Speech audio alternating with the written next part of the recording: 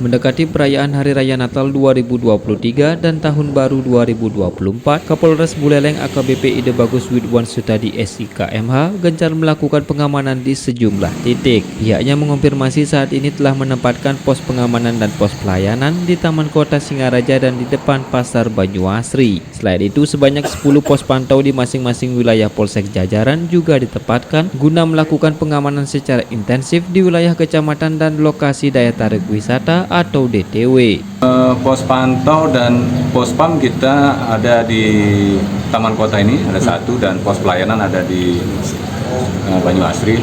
Pos pantau kita upayakan di tiap-tiap kecamatan ada satu untuk melakukan pemantauan terkait kegiatan pengamanan Natal dan Tahun Baru. Kita amankan juga objek wisata dan tempat-tempat titik-titik yang digunakan untuk merayakan Tahun Baru di Kabupaten Buleleng, seperti Taman Kota, eks Pelabuhan, dan La Costa di tempat wisata di Lovina.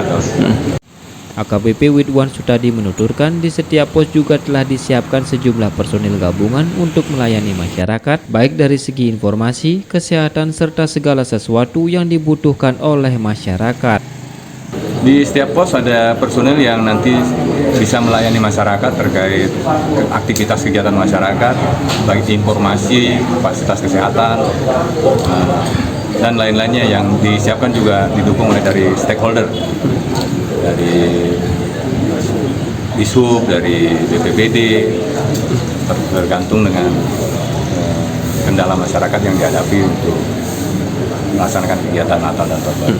Terkait daerah rawan, perwira asal Desa Patemon Kecamatan Sereret Buleleng itu mengungkapkan sejauh ini Buleleng masih dalam kategori kondusif dan tidak terjadi kerawanan yang sangat signifikan. Namun pihaknya tetap mengimbau masyarakat untuk selalu menjaga Kamtibmas serta toleransi antar umat beragama sehingga perayaan Nataru tahun ini bisa berjalan aman, damai dan kondusif. RRI Singaraja, Sukma Sumampan melaporkan.